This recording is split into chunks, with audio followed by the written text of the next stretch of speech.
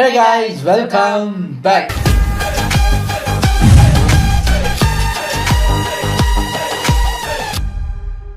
எனக்கு ரொம்ப நாளைக்கு அப்புறம் நம்ம ஃப்ரைடே ஃபில்ம்ஸ் தமிழ், நான் அது அப்படி ஒரு சேனல் இருக்கிறதே மறந்துட்டேங்க. நான் நேற்று திடீர்னு ஒரு நோட்டிஃபிகேஷன், ஒரு நடிகரை பற்றி ரைஸ் அண்ட் ஃபால் வந்தோடனே தான், அட ஆமாம் இந்த சேனல் நம்ம மறந்தே போயிட்டோமே. அடிக்கடி வீடியோ பார்த்துட்டு இருந்தோம். சரி, வந்த வீடியோவே எடுத்துகிட்டு வருவோன்ட்டு எடுத்து வந்திருக்கேன். இப்போ ரீசெண்டாக கூட அந்த ஹீரோவோட ஒரு படம் பார்த்தோம், மொக்க படம் தான். அது என்ன படம்? Mister X. So the rise and fall of Arya அதான் நம்ம பார்க்க போகிறோம். ஸ்டார்டிங்கில் எல்லா ஹீரோஸ் மாதிரி இருந்தால் சூப்பர் படமெல்லாம் கொடுத்தாரு. ஆர்யா படமா சூப்பராக இருக்குங்கிற மாதிரி, அறிந்து மரியாமலும் அது இது அப்படி சர்வம் அப்படின்னு எனக்கு ரொம்ப பிடிச்ச படங்கள்லாம் நிறைய ஆர்யா பண்ணியிருக்காரு. பாசன் கீழே பாஸ்கரன் சூப்பர் படம். அப்படியே கொஞ்சம் போக போக போக அவர் ஆல்ரெடி சூப்பராக ஃபிட்டாக தான் இருப்பார். எப்போ ஃபுல் டைம் ஒரு ஃபிட்னஸ் ஃப்ரீக்காக மாறினாரோ அப்போ இருந்து அவரோட படங்கள்லாம் என்ன சார், பாடி ஏற்றதுலேயே குறியாக இருக்காரு. தப்பி தவறி ஒரு படம் மட்டும் சூப்பராக இருந்தது, ஆனால் அதுவும் தியேட்டரில் வரல, சார்பேட்டா பரம்பரை. அது சூப்பர் படம், பட் அது தெரியல. அதுக்கப்புறம் அவரோட ஃபால் தான் நிறையா இருக்குது. இப்போ மிஸ்டர் எக்ஸ் வந்தது, சரியாக போகலை. அடுத்தது ஒரு மலையாள டீம், மலையாள டைரக்டர், அவங்கெல்லாம் ஒரு மலையாள படம் மாதிரி, அதில் தமிழ் ஒரு ஆர்யாவை தமிழ் ஹீரோவாக போட்டிருக்காங்க. அனந்தன் காடான்னு ஒரு ட்ரெய்லர் இன்ட்ரெஸ்டாக தான் இருந்தது. பார்ப்போம் அது எப்படி வருதுன்னு தெரியல. இப்போ வரைக்கும் மிஸ்டர் எக்ஸ் வரைக்கும் the rise and fall of mister Arya அதான் பார்க்க போயிடும். இது ஒரு ஷார்ட் 14 minutes வீடியோ இருந்தால் அதை டக்குன்னு பார்த்துட்டு போயிடலாம். கோலிவுட்ல சுமாரா வருஷத்துக்கு 200 மேல படம் வருதுன்னா அதுல வெறும் ஒரு 40 படம் தான் ஆடியன்ஸ் கிட்ட ரீச் ஆகுது. மீதி படம் வந்ததே ஆடியன்ஸ்க்கு தெரியறது இல்ல. லாஸ்ட் 6 to 7 இயர்ஸாவே டயர் ஒன் ஆக்டர்ஸ் வருஷத்துக்கு ஒரு படம் தான் நடிக்கிறாங்க. சில டைம் அதுவும் வரதில்லை. அந்த படங்களும் நம்மள ஃபுல்லா சாட்டிஸ்ஃபை பண்ணுதான்னு கேட்டா டவுட் தான். டயர் 2 ஆக்டர்ஸும் இவங்கள மாதிரியே வருஷத்துக்கு ஒரு படம் இல்லைன்னா மேக்சிமம் 2 படம் தான் ரிலீஸ் பண்றாங்க. இதனால நல்ல படம் கிடைக்கிறதே ரொம்ப அபூர்வமா ஆயிட்டு இருக்கு. ரிவ்யூ பார்க்காம ஒரு படத்துக்கு புக் பண்றதுக்கே தயங்குறோம். ஆனா ஒரு 10 வருஷத்துக்கு முன்னாடி என்னதான் டயர் 1 ஆக்டர்ஸ் மோஸ்ட்லி ஒரு படம் ரிலீஸ் பண்ணாலும் டயர் 2 அண்ட் டயர் 3 ஆக்டர்ஸ் கிட்ட இருந்து படம் நிறையவே வந்துட்டு இருக்கும். ஒரு ஆக்டர் டிசப்பாயிண்ட் பண்ணாலும் இன்னொருத்தவங்களோட படம் நம்மள சாட்டிஸ்ஃபை பண்ணிரும். இயர்லி 2000ல வந்த படங்களோட காமெடி சீன்ஸ்க்கு இருக்க ரிப்பீட்டேஷன் வேல்யூ இப்போ இருக்க எந்த படங்களுக்குமே இல்ல. அப்படி நம்ம சைல்ட்ஹுட்ல நம்ம ரசிச்சு பார்த்த விஷால், ஜீவா, சிம்பு, சந்தானம், ஜெயம் ரவி மாதிரியான ஆக்டர்ஸ்ல நம்ம தவிர்க்க முடியாத ஒரு ஆக்டர்னா அது ஆர்யா. இந்த ஆக்டர்ஸோட ஸ்பெஷாலிட்டி என்னன்னா இவங்களால எல்லா ஜானர்ஸ்லயுமே படம் பண்ண முடியும், ஆல்சோ ஹிட்டும் கொடுக்க முடியும். இப்போ இந்த ஆக்டர்ஸ் எல்லாருமே கண்டினியூஸா படம் பண்றது இல்ல, முன்னாடி மாதிரி ஆர்யாவையும் சேர்த்து. பிடெக் முடிச்சுட்டு மாடலிங் பண்ணிட்டு இருந்த ஆர்யா சினிமாட்டோகிராஃபர் டைரக்டரான ஜீவா ஒரு நாள் பள்ளிவாசல்ல ஆர்யாவை பாக்குறாரு. யார் இந்த பையன் நல்லா இருக்கான்னு பார்த்து ஆடிஷன் பண்ணி நடிக்க வைக்கிறாரு உள்ளம் கேக்குமே படத்துல. இப்படிதான் ஆர்யாக்கு அவரோட ஃபர்ஸ்ட் படத்தோட சான்ஸ் கிடைக்குது. டைரக்டர் ஜீவா தான் ஆர்யான்னு பேரும் கொடுக்கிறாரு ஜம்ஷெட்க்கு. இந்த படத்தோட ரிலீஸ் டிலே ஆனதுனால 3 வருஷம் ஆகியும் படம் ரிலீஸ் ஆகுது. 2005ல அவருக்கு ஃபர்ஸ்ட் படமா ரிலீஸ் ஆகுது டைரக்டர் விஷ்ணுவர்தனோட அறிந்தும் அறியும். தன்னோட ஃபர்ஸ்ட் படத்திலேயே Filmfare award for best male டெபியூவையும் வாங்குறாரு ஆர்யா. ஆல்சோ இந்த படத்துல இருந்த தீப்பிடிக்க சாங் படத்தையும் ஆர்யாவையும் எல்லார்கிட்டையும் கொண்டு போய் சேர்த்துச்சு. ஆர்யாவோட ஃபர்ஸ்ட் படம் சக்சஸ் பாக்குது. 2005லயே ஆர்யாக்கு இன்னும் 2 படம் ரிலீஸ் ஆகுது. உள்ளம் கேட்குமே ஒரு கல்லூரியின் கதை. அவர் ஃபர்ஸ்ட் சைன் பண்ணி நடிச்ச உள்ளம் கேட்குமே படம் அவருக்கு செகண்ட் படமா ரிலீஸ் ஆகுது. அவரோட ஃபர்ஸ்ட் படம் என்னதான் ஒரு கேங்ஸ்டர் படமா இருந்தாலும் அவரோட செகண்ட் படம் அதுக்கு ஆப்போசிட்டா ஒரு லைட் ஹார்ட்டடான காலேஜ் டிராமாவோட வந்தாரு. இந்த படமும் ஹிட் ஆகுது. அடுத்து இதே டோன்ல ஒரு காலேஜ் ஸ்டூடெண்டா இன்னொரு படம் கொடுக்கிறாரு, அதுதான் ஒரு கல்லூரியின் கதை. இந்த படமுமே ஹிட் ஆகுது ஆர்யாக்கு. நிறைய பேருக்கு இந்த படம் ஃபேவரட்டாவும் இருக்கு. ஆர்யா 2005ல இன்ட்ரோடியூஸ் ஆகி அதே வருஷம் அவருக்கு 3 படம் ரிலீஸ் ஆகுது. அந்த 3 படமுமே சக்சஸ் ஆகி மக்களோட அட்டென்ஷனை வாங்குறாரு. 2006 3 படம் ரிலீஸ் ஆகுது. கலாபா காதலன், பட்டியல், வட்டாரம். 3 கண்டினியூஸ் சக்சஸ் பார்த்த ஆர்யாக்கு கலாபா காதலன் படம் ஒரு ஆவரேஜா அமையுது. என்னதான் பாக்ஸ் ஆபீஸ்ல ஆவரேஜா பெர்ஃபார்ம் பண்ணியிருந்தாலும் மக்களுக்கு பிடிச்ச படமா ஆகுது கலாபா காதலன். அடுத்து விஷ்ணுவர்தன் ஆர்யா காம்போல செகண்ட் படமா ரிலீஸ் ஆகுது பட்டியல். இந்த காம்போ மேல ஆடியன்ஸ் வச்சிருந்த எக்ஸ்பெக்டேஷனை சாட்டிஸ்ஃபை பண்ணுது இந்த படம். ஆடியன்ஸ் கிட்டயும் சரி பாக்ஸ் ஆபீஸ் வைஸ் சரி சக்சஸ் ஆகுது. இப்படி தன்னோட இனிஷியல் பார்ட் ஆஃப் கரியர்லயே ஆடியன்ஸ் கிட்ட இருந்து அவங்களோட நம்பிக்கையை சம்பாரிச்சாரு ஆர்யா. அதே வருஷத்தோட கடைசி படமா ரிலீஸ் ஆகுது டைரக்டர் சரணோட வட்டாரம். இந்த படம் பாக்ஸ் ஆபீஸ்ல ஆவரேஜா போனதுக்கு ஒரே ஒரு காரணம் அது ரிலீஸ் ஆன டைம் தான். இந்த படத்துக்கு கூடவே பல்லவன் அண்ட் வரலாறுன்னு 2 படம் ரிலீஸ் ஆகுது. பட் வழக்கம் போல ஆர்யாவோட இந்த படமும் ஆடியன்ஸ்க்கு பிடிச்சிருந்துச்சு. இந்த படம் நல்லா இருக்கும். பட் நான் சொன்ன அந்த வரலாறு படம் எல்லாரும் வரலாறுக்கு போயிட்டாங்க. ஃபெஸ்டிவல் சீசன் வேறு. ஸ்ரீலங்காவிலவே கொஞ்சம் தியேட்டர்ஸ் தான் இருக்குது. அதில் மெயின் வந்து வரலாறு தான் ஓடிக்கிட்டு இருக்கு. வல்லவன் கூட வந்ததே எனக்கு தெரியாது. வரலாறு ஓடிக்கிட்டு இருக்கு. இப்போ வட்டாரமும் அதுக்குள்ளே எங்கேயாவது சொருகலாம்னு பார்த்தா அப்போ ஸ்ரீலங்காவில் வந்து இந்த மல்டிப்ளெக்ஸ் எல்லாம் இல்லை. ஒரு ஸ்க்ரீன் இருக்கிற தியேட்டர்ஸ் தான் இருக்கும். அப்போ இருக்கிற 4 ஷோவையும் அதில் போட்டுட்டா என்ன பண்ணுறதுன்னு பார்த்தா தியேட்டர் கிடைக்கல. சரி வந்த வரைக்கும் லாபம்னு சொல்லி இதை டிவிக்கு விற்றுட்டாங்க. எங்கே ரிலீஸ் ஆன அன்னைக்கு இந்த வட்டாரம் படம் ரிலீஸ் ஆகுது அஃபிஷியலாக. காலையில் எல்லோரும் தீபாவளியாக ஏதோ ஒரு இது கோயிலுக்கு போயிட்டு வீட்டுக்கு வந்துட்டு புது படம் பார்க்குறதுக்கு போகிற அந்த டைமில் இதை டிவியில் போடுறாங்க. ஆனால் அப்பையும் டிவியில் போடுறாங்களா, சரி வரலாறு பார்த்துட்டு வருவோம் அப்படின்ட்டு நான்லாம் வரலாறுக்கு தான் போனேன். இதை ஃபஸ்ட்டு FTFS இதை டிவியில் போட்டும் நான் பார்க்கல, லேட்டாக தான் பார்த்தேன். அவருக்கு ஒரு படம் தான் ரிலீஸ் ஆகுது. அதுதான் புஷ்கர் காயத்ரி டைரக்ஷன்ல வந்த ஓரம்போ. இந்த படம் என்னதான் பாக்ஸ் ஆஃபீஸ் வைஸ் பெருசா ஹிட் ஆகலனாலும் இந்த படத்துக்குன்னு ஒரு தனி ஃபேன் ஃபாலோயிங் இருக்கு. சென்னையில இருக்க auto drivers and auto race நடக்கிறது எல்லாம் இவங்க காமிச்சிருந்த விதம் ரியாலிட்டிக்கு க்ளோஸா இருந்துச்சு. படத்தோட டைலாக்ஸ் எல்லாமே சூப்பரா இருந்துச்சு. டைலாக் ரைட்டர் வேற யாரும் இல்ல, நம்ம தியாகராஜ குமார் ராஜா தான். இப்படி சூர்யா அண்ட் விக்ரம் அவங்க பீக் டைம்ல இருந்த போது நல்ல நல்ல கதைகளை செலக்ட் பண்ணது மட்டும் இல்லாம டிஃப்ரெண்டான ஜானர்ல படம் பண்ணி தனக்குன்னு ஒரு செட் ஆஃப் ஆடியன்ஸை சம்பாதிச்சாரு ஆர்யா. தொடர்ந்து சக்சஸ்ஃபுல் மூவிஸை கொடுத்த ஆர்யா தன்னோட இந்த பாயிண்ட் ஆஃப் கரியர்ல கமர்ஷியல் மசாலா படங்களை நடிச்சிருந்தா இந்நேரம் அவருக்குன்னு ஒரு தனி ஃபேன் பேஸே இருந்திருக்கும். பட் அவர் அப்படி பண்ணாம டிஃப்ரெண்டான ஜானர்ல நல்ல படங்களை சூஸ் பண்ணி நடிச்சாரு. 2008 எந்த படமும் ரிலீஸ் ஆகல. 2009ல 2 படம் ரிலீஸ் ஆகுது, நான் கடவுள் அண்ட் சர்வம். டைரக்டர் பாலா ஆர்யாவோட ஃபுல் பொட்டன்ஷியலை கொண்டு வந்திருப்பாரு நான் கடவுள் படத்துல. இதுவரை நம்ம பார்க்காத ஒரு ஆர்யாவை நான் கடவுள்ல பார்த்தோம். இந்த படத்துல வர சில சீன்ஸ் எல்லாம் பார்க்கிறதுக்கே ஒரு தனி தைரியம் வேணும். அவ்வளோ ராவாவும் ஆடிட்டிங்காகவும் இருந்துச்சு நான் கடவுள். இந்த மாதிரி படத்தை பாலாவால மட்டும்தான் எடுக்க முடியும். என்னதான் படம் பாக்ஸ் ஆஃபீஸ்ல பெருசா பண்ணாட்டியும் கிரிட்டிக்கலா நல்ல பேரை வாங்குச்சு. அது மட்டும் இல்லாம டைரக்டர் பாலாக்கு நேஷனல் அவார்டையும் வாங்கி கொடுத்துச்சு நான் கடவுள் படம். இந்த படத்துக்கு இனிஷியலா பாலா சூஸ் பண்ண ஆக்டர் வந்து AK. 8 நாள் ஷூட்டிங்கும் நடந்துச்சு. பட் பாலாக்கும் AKக்கும் ஷூட்டிங் அப்போ மிஸ் அண்டர்ஸ்டாண்டிங் நடந்ததுனால AK ப்ராஜெக்ட் விட்டு வெளியே போறாரு. அந்த சான்ஸ் தான் ஆர்யாக்கு போச்சு. 2009ல 2வது படமா ரிலீஸ் ஆகுது சர்வம். 3rd time Arya and Vishnuvardhan join பண்றாங்க இந்த படத்துக்காக. என்னதான் இந்த படம் பாக்ஸ் ஆஃபீஸ்ல சரியா பெர்ஃபார்ம் பண்ணாட்டியும் இந்த படம் பிடிச்சவங்க என்ன மாதிரி நிறைய பேர் இருக்கும். குறிப்பா இந்த படத்துல ஆர்யா அண்ட் த்ரிஷா இவங்க 2 பேருக்குள்ள இருந்த கெமிஸ்ட்ரி, அவங்களோட லவ் சீன்ஸ் அண்ட் டைலாக்ஸ் எல்லாமே பிச்சு உதறிப்பாரு விஷ்ணுவர்தன். அண்ட் படத்துக்கு யுவன் போட்ட ஆல்பம் சொல்லவே தேவையில்ல, ஐகானிக்கா. அதே வருஷம் ரிலீஸ் ஆன சிவா மன்சல் சக்தி படத்துலயும் நான் வந்து அப்போ அங்கே இந்தியாவில் காலேஜ் படிச்சுட்டு இருக்கேன்.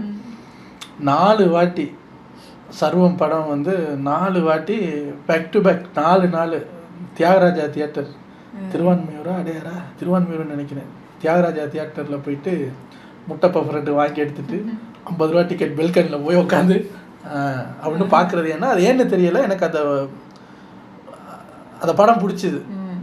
அந்த ஃபர்ஸ்ட் ஹாஃப் வரைக்கும் லவ்னு போய் ஃபர்ஸ்ட் ஹாஃபுக்கு அப்புறம் ஒரு த்ரில்லர் ஜோனரில் மாறி ஒரு தாடியெல்லாம் வச்சுக்கிட்டு ஒரு ஆக்ஷன் மூவியாக மாறுற அதெல்லாம் வந்து அப்போ எனக்கு தெரியல, அது நல்லா இருக்குல்ல அப்படிங்கிற மாதிரி நல்லா இருந்தது. 4 வாட்டி அடுத்தடுத்தா போய் பார்த்துருக்கேன் அந்த படம் நான். இருப்பாரு ஆர்யா. 2010 ஆர்யாக்கு 4 படம் ரிலீஸ் ஆகுது.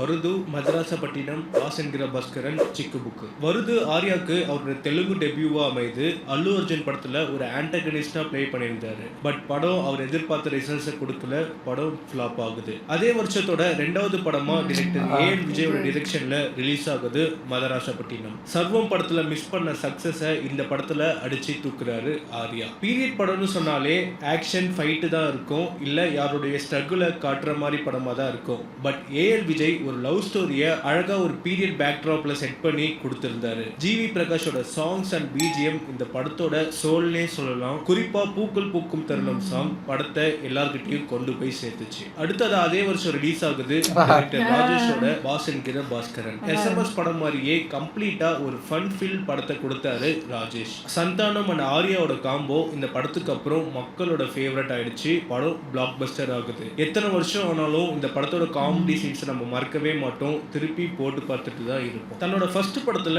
ஒரு ரக்கடான யங்ஸ்டரா நடிச்சிருந்தாரு. மதராசப்பட்டினம், சர்வம் மாதிரியான படங்கள்ல ரொமான்டிக்கான ஹீரோவா வந்து கலக்கியிருப்பாரு. அதே போல இவரால் ஆடியன்ஸை படம் முடியிற வரைக்கும் சிரிக்க வைக்கவும் முடியும். அட் த சேம் டைம் நான் கடவுள் மாதிரியான படத்துலயும் நடிக்க முடியும். 2010ஓட கடைசி படமா ஆர்யாக்கு ரிலீஸ் ஆகுது சிக்கு புக்கு. என்னதான் சந்தானமோட காமெடி ட்ராக் படத்துல ஒர்க் அவுட் ஆயிருந்தாலுமே பட் படமா ஃபிளாப் ஆகுது சிக்கு புக்கு. அந்த வருஷம் ரிலீஸ் ஆன காதல் சொல்ல வந்தேன் நான் வாக் அவுட்டர் கட்டிங் படத்துலயுமே கேமியோ பண்ணியிருந்தாரு ஆர்யா. 2011ல பிருத்திவிராஜோட உரிமை மலையாள படத்துல ஒரு ஸ்பெஷல் கேமியோ பண்ணியிருந்திருப்பாரு ஆர்யா. அது மூலியமா ஆர்யா அவரோட ஃபர்ஸ்ட் மலையாள படத்துலயும் நடிக்கிறாரு. டைரக்டர் பாலாவோட செகண்ட் டைம் சேர்ந்து 2011ல ரிலீஸ் ஆகுது அவன் இவன். ஆர்யா அண்ட் விஷால் ரெண்டு பேரும் போட்டி போட்டு நடிச்சிருப்பாங்க இந்த படத்துல. இன்னொரு டிஃப்ரெண்டான சப்ஜெக்ட்ல ரெண்டு ஆக்டர்ஸை வச்சு பல எமோஷனை பிளெண்ட் பண்ணி எப்பவும் போல ஒரு ஆடிட்டிங்கான படத்தை பிரசன்ட் பண்ணாரு பாலா. இந்த டைம் கிரிட்டிக்ஸ் கிட்டயும் மக்கள் கிட்டயும் நல்ல பேர் அவங்க வச்சு அவன் இவன். 2012ல ஒரே படம் தான் ரிலீஸ் ஆகுது, டைரக்டர் லிங்குசாமியோட வேட்டை. என்னதான் மாதவன் அண்ட் ஆர்யா லீட் ரோல்ல பிளே பண்ணியிருந்தாலும் இந்த படத்தோட ஹீரோ ஆர்யா தான் சொல்லுவேன். இந்த படம் மூலியமா ஆர்யாவை ஒரு கம்ப்ளீட் கமர்ஷியல் ஹீரோவா பிரசன்ட் பண்றாரு லிங்குசாமி. படமும் சக்சஸ் ஆகுது. லிங்குசாமி இந்த படத்தை இனிஷியலா விஜய்க்கு தான் எழுதியிருக்காரு. பட் சில ரீசன்னால அது மெட்டீரியலைஸ் ஆகாம போகுது. அதே வருஷம் ரிலீஸ் ஆன ஒரு கல் ஒரு கண்ணாடி படத்துலயும் கேமியோ பண்ணியிருந்திருப்பாரு ஆர்யா. 2013 ஆர்யாக்கு 4 படம் ரிலீஸ் ஆகுது. சேட்டை, ராஜாராணி, ஆரம்பம், இரண்டாம் உலகம். அந்த வருஷத்தோட ஃபர்ஸ்ட் படமா ஆர்யாக்கு ரிலீஸ் ஆகுது சேட்டை. இந்த படத்துல ஆர்யா, சந்தானம், பிரேம்ஜின்னு இவங்களோட காம்போ படம் ஃபுல்லா நம்மள என்டர்டெயின் பண்ணுச்சு. படம் பாக்ஸ் ஆஃபீஸ் வைஸ் டீசெண்டா பெர்ஃபார்ம் பண்ணியிருந்தாலும் இந்த படத்துல வந்த காமெடி சீன்ஸ் எல்லாமே ஐகானிக்கா அமைஞ்சது. எப்போ டிவில போட்டாலுமே ஸ்கிப் பண்ண தோணாது, உட்காந்து ஃபுல்லா பார்க்கலாம். ஒரு நல்ல கமர்ஷியல் என்டர்டெய்னரான படத்தை கொடுத்தாரு ஆர்யா. என்னதான் ரீமேக் படமா இருந்தாலும் அதை கரெக்டா பண்ணியிருப்பாரு டைரக்டர் கண்ணன். அடுத்து அவருக்கு ரிலீஸ் ஆகுது டைரக்டர் அட்லியோட டெபியூ பிலிமான ராஜாராணி. இந்த படத்தோட சக்சஸ் பத்தி நான் சொல்ல வேண்டியதே இல்ல, எல்லாருக்குமே பிடிச்ச படமா ஆச்சு ராஜாராணி. சந்தானம் அண்ட் ஆர்யா காம்போல வந்த காமெடி ட்ராக் வழக்கம் போல நம்மள என்டர்டெயின் பண்ணுச்சு. டெபியூ பிலிமே பிளாக் பஸ்டரா அமையுது அட்லிக்கு. இந்த மாதிரியான டெபியூ தான் எல்லா டைரக்டர்ஸுமே ஆசைப்படுவாங்க, அதே நடந்துச்சு அட்லிக்கு. 2013 மூணாவது படமா ஆர்யாக்கு ரிலீஸ் ஆகுது ஆரம்பம். 4th time Vishnuvardhan and Arya ஒன்னா சேர்றாங்க இந்த படத்துக்காக. பில்லாக்கு அப்புறம் விஷ்ணுவர்தன் ஏகே வச்சு படம் பண்றதுனால இந்த படத்துக்கு ஒரு நல்ல எக்ஸ்பெக்டேஷன் செட் ஆச்சு. அந்த எக்ஸ்பெக்டேஷனை சாட்டிஸ்ஃபை பண்ணாங்க இந்த காம்போ. ஆர்யாவும் அவருக்கு கொடுத்த ரோலை அழகா பண்ணிட்டு போயிருப்பாரு. படம் சூப்பர் ஹிட் ஆகுது. அந்த வருஷத்தோட கடைசி படமா ஆர்யாக்கு ரிலீஸ் ஆகுது இரண்டாம் உலகம். ஃபர்ஸ்ட் டைம் செல்வராகவன் கூட ஜாயின் பண்றாரு ஆர்யா. பட் ஹேட்ரிக் சக்சஸ்க்கு அப்புறம் இந்த படம் ஆர்யாக்கு ஒரு ஃப்ளாப்பா அமையுது. 2014ல ஆர்யாக்கு ஒரு படம் தான் ரிலீஸ் ஆகுது, டைரக்டர் மகிழ் திருமணியோட மிகாமன். என்னதான் படம் மகிழ் திருமணியோட ஸ்டைல்ல ஸ்டைலிஷான ஒரு ஆக்ஷன் த்ரில்லர் படமா இருந்தாலும் ஒரு செட் ஆஃப் ஆடியன்ஸ்க்கு மட்டும் தான் படம் ஒர்க் அவுட் ஆகுது. ஸோ பாக்ஸ் ஆஃபீஸ் வைஸ் படம் பெருசா பெர்ஃபார்ம் பண்ணல. அதே வருஷம் ரிலீஸ் ஆன கதை, திரைக்கதை, வசனம், இயக்கம் அண்ட் ஜீவா படத்திலையும் கேமியோ பண்ணிட்டு போயிருப்பாரு ஆர்யா. இது வரைக்கும் ஆர்யா அவரோட கரியர்ல அங்கங்க சில ஃபிளாப்ஸ் கொடுத்தாலும் நிறைய நல்ல படங்கள் கொடுத்து ஒரு தவிர்க்க முடியாத ஆக்டரா கோலிவுட்ல இருந்தாரு. அதுக்கு முக்கியமான காரணம் அவரு டிஃப்ரெண்டான ஜானர்ஸ்ல கரியர் சூஸ் பண்ணி படம் பண்ணது தான். பட் 2014க்கு அப்புறம் ஆர்யோட ஃபால் ஸ்டார்ட் ஆயிடுச்சுன்னே சொல்லலாம். அவர் ஒரே மாதிரி கமர்ஷியல் படங்களை மற்றவங்கள மாதிரி பண்ண ஸ்டார்ட் பண்ணிட்டாரு. 2015ல இருந்து 2018 வரைக்கும் இந்த 4 வருஷத்துல ஆர்யாக்கு 10 படம் ரிலீஸ் ஆகுது. புறம்புக்கு என்கிற பொது உடைமை, டபுள் பேரல், வாசுவும் சரணும் ஒன்னா படிச்சவங்க, எச்சன், பெங்களூர் நாட்கள், தி கிரேட் ஃபாதர், ராஜரத்தா, கடம்பன், ரஜினிகாந்த். இதுல எந்த படமுமே ஆர்யாக்கு சக்சஸா அமையாமலே போகுது. 4 வருஷத்துல ஒரு படம் கூட சொல்ற மாதிரி அமையல ஆர்யாக்கு. இதுல கனடாலையும் டெபியூ பண்றாரு ராஜரத்தா படம் மூலியமா. ஆர்யா வழக்கம் போல ரோமியோ ஜூலியட், இன்று நேற்று நாளை, த்ரிஷா இல்லனா நயன்தாரான்னு 6 படங்கள்ல கேமியோவும் பண்றாரு இந்த 4 வருஷத்துல. தமிழ்ல எந்த படமும் சக்சஸ பார்க்கல. பட் மலையாளம்ல ரிலீஸ் ஆன மம்முட்டியோட தி கிரேட் ஃபாதர் படத்துல ஒரு முக்கியமான ரோல்ல பிளே பண்ணியிருந்தாரு. இந்த படம் மட்டும் ஹிட் ஆகுது ஆர்யாக்கு. இப்படி கண்டினியூஸா ஃபிளாப்ஸை மட்டுமே பார்த்துட்டு இருந்த ஆர்யாக்கு 2019ல ஃபர்ஸ்ட் படமா ரிலீஸ் ஆகுது டைரக்டர் சாந்தகுமாரோட மகாமுனி. இந்த படமும் பாக்ஸ் ஆஃபீஸ் வைஸ் பெருசா பண்ணாட்டியும் முன்னாடியே ஆர்யா எப்படி டிஃப்ரெண்டான கதைகளை சூஸ் பண்ணி நடிப்பாரோ அந்த மாதிரியான ஒரு படமா இருந்துச்சு மகாமுனி. டியூவல் ரோல்ல ரொம்ப நாளுக்கு அப்புறம் ஒரு வெரைட்டியான பெர்ஃபார்மன்ஸை கொடுத்திருந்தாரு ஆர்யா. சாந்தகுமாரோட ரைட்டிங் படத்துல நல்லாவே இருந்துச்சு. ஒரு டைலாகுமே கேட்க நார்மலா இருந்தாலும் டீப் டவுன் ஒரு மீனிங்கை சொல்லுச்சு. ரொம்ப நாளுக்கு அப்புறம் ஆர்யா கிட்ட இருந்த ஒரு நல்ல படம் மகாமுனி. எனக்கு ரொம்பவே பிடிச்ச படம். அடுத்ததா கேவி ஆனந்தோட டிரெக்ஷன்ல சூர்யா, மோகன்லால்னு ஒரு ஸ்டார் ஸ்டாண்டர்ட் கேஸ்ட்ல ஹை எக்ஸ்பெக்டேஷனோட ரிலீஸ் ஆகுது காப்பான். கேவி ஆனந்த் டிரெக்ட் பண்ண படங்களை ரேங்க் பண்ணா கடைசியில இருக்கிறது எந்த படம்னு கேட்டீங்கன்னா காப்பான் தான் சொல்லுவேன். அந்த மாதிரி தான் படமும் இருந்துச்சு. ஆர்யாக்கும் ஒரு சின்ன ரோல் தான் கிடைச்சது இந்த படத்துல. 2020 கோவிட்னால எந்த படமும் ரிலீஸ் ஆகல ஆர்யாவுக்கு. 2021 அவருக்கு 4 படம் ரிலீஸ் ஆகுது. டெடி, சார்பேட்டா பரம்பரை, அரண்மனை 3, எனிமி. 2021 ஆர்யாக்கு ஒரு பிரேக் த்ரூவான இயர்னே சொல்லலாம். ஃபர்ஸ்ட் படமா ரிலீஸ் ஆகுது டைரக்டர் சக்தி சௌந்தரராஜனோட டெடி. டெடி டைரக்ட் ஓடிடில ரிலீஸ் ஆகுது. இந்த படத்தோட director Shakti Soundararajan Miruthan, tick tick tick மாதிரியான நிறைய எக்ஸ்பெரிமெண்டல் ஃபிலிம்ஸை பண்றவரு. அதே மாதிரியான ஒரு படமா தான் இருந்துச்சு டெடி. இந்த படத்துல அந்த டெடிக்கும் ஆர்யாவுக்கும் இருக்கிற பாண்டிங்கை சூப்பரா காமிச்சிருந்தாரு ஃபர்ஸ்ட் ஹாஃப்ல. பட் செகண்ட் ஹாஃபோட ஸ்கிரீன் பிளே ரொம்ப வீக்கா இருந்ததுனால படத்துக்கு மிக்ஸ்டு ரிவ்யூஸ் தான் கிடைச்சது. திரும்ப இன்னொரு படம் ஆர்யாக்கு ஓடிடில ரிலீஸ் ஆகுது, ரஞ்சித்தோட சார்பேட்டா பரம்பரை. டைரக்டர் பா ரஞ்சித் அவரோட கெரியர் பெஸ்ட் ஃபிலிமா கொடுக்கிறாரு ஆர்யாக்கு. ஒரு ப்ராப்பரான வேர்ல்ட பில்ட் பண்ணி ஒரு கேரக்டரையுமே யூனிக்கா ஸ்கெட்ச் பண்ணி கொடுத்திருப்பாரு ரஞ்சித் இந்த படத்துல. ஆர்யாவோட பெர்ஃபார்மன்ஸ் அவுட்ஸ்டாண்டிங்னே சொல்லலாம். இத்தனை வருஷத்துக்கு அப்புறம் ஒரு ப்ராப்பரான கம்பேக்கை கொடுத்துச்சு சார்பேட்டா பரம்பரை. இந்த படத்தோட இந்த சக்சஸ்க்கு இன்னொரு பெரிய காரணம் சந்தோஷ் நாராயணனோட மியூசிக். ஒவ்வொரு பாட்டு அண்ட் பேக்ரவுண்ட் ஸ்கோர் எல்லாத்தையுமே மனுஷன் செதுக்கி போட்டிருப்பாரு. இந்த படம் இனிஷியலா ஆக்டர் கார்த்தி தான் பண்ண வேண்டியதா இருந்துச்சு. பட் சில ரீசன்னால மிஸ் ஆகுது. கார்த்திக்கு இது ஒரு காஸ்ட்லியான மிஸ்ஸா அமையுது.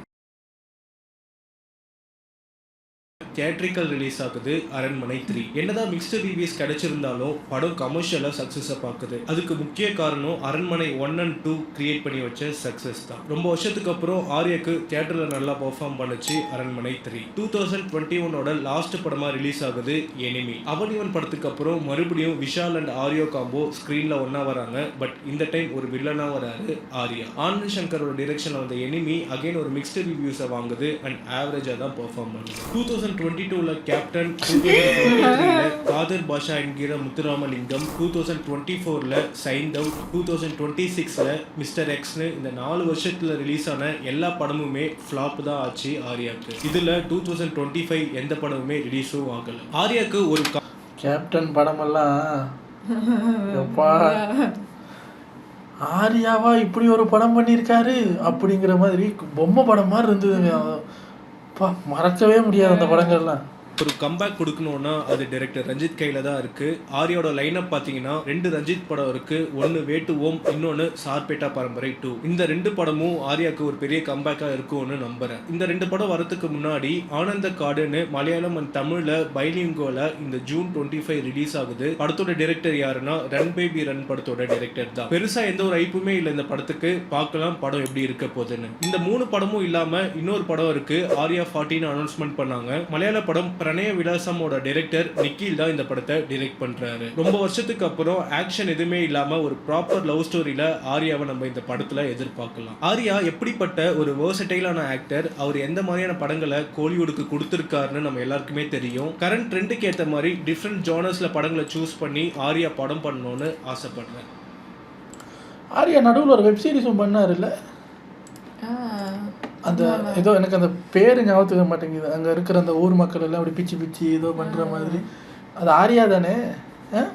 அப்படித்தான் ஞாபகம் வருது. பார்த்த மாதிரி ஏதோ ஒரு வெப் சீரிஸ் பார்த்த மாதிரி ஞாபகம். பேரும் ஏதோ ஞாபகத்துக்க மாட்டேன். அது பெருசாக பிடிக்கல ஆக்களுக்கு. வெரி ஃபியூ விரல் விட்டு எண்ணக்கூடிய வெரி ஃபியூ பீப்புளுக்கு தான் இந்த ரைஸ் அண்ட் ஃபால் வந்து நம்ம கண்டுபிடிக்கிறது கஷ்டம்.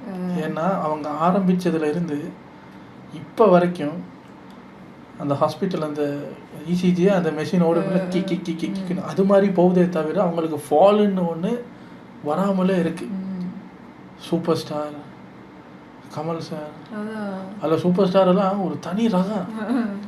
அவர் இப்போ ரிட்டையர் ஆகிற வயசையும் தாண்டி போயாச்சு.